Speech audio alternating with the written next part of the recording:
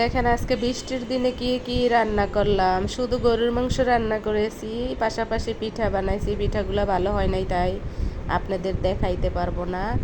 অবশ্য মোটা চালের ভাতও রান্না করছি। মোটা চালের ভাত, গরুর মাংস, এগুলি আজকে খাবো আমরা। আর পাশাপাশি পিঠা বানানোর চেষ্টা করছিলাম, হয়েছে, তবে সেটা দেখানোর উপযোগী ছিল না, তাই দেখাইলাম না।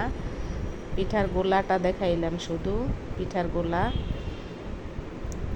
বৃষ্টির দিনে কি রান্না করব, ঠান্ডা লেগে গেছে বৃষ্টির দিনে। বৃষ্টিতে ভিজে ভিজে বাসায় চলে এসেছিলাম।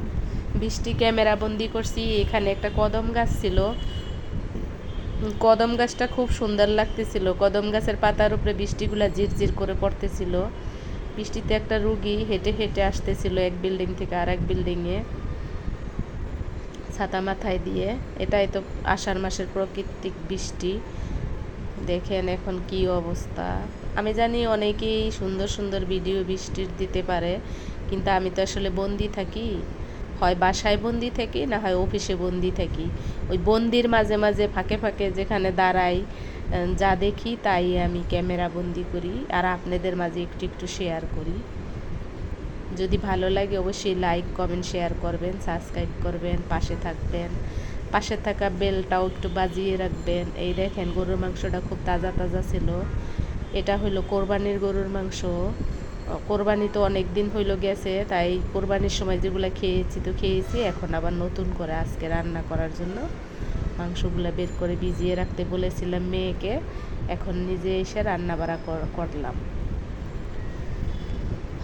রান্না শেষ করে, খাওয়া দাওয়া শেষ করে আপনাদেরকে ভয়েস দিতেছিলাম আর মনে মনে ভাবতেছিলাম, মানুষ যেখানে যেরকমভাবে থাকে সেখানে সেই জায়গার রূপ ধরে।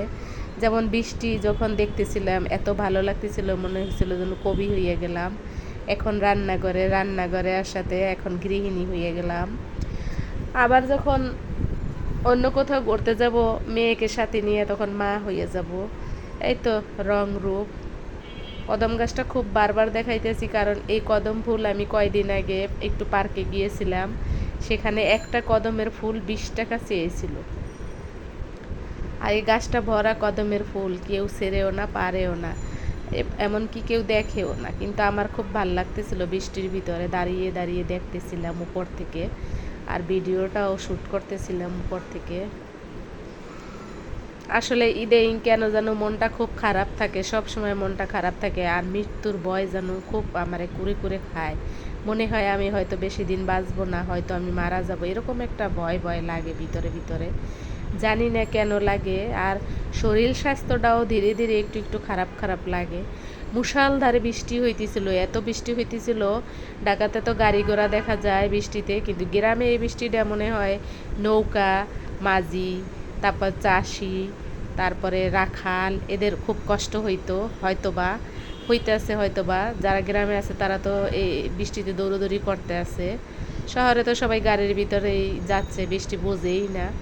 এই দেখেন কত, আপনারা হয়তো ক্যামেরায় বুঝবেন কিনা জানি না, কিন্তু খুবই বৃষ্টি হইতেছিল, খুব খুব। এবার মনে হয় এই প্রথমেই বৃষ্টিটা আমি একদম কাছের থেকে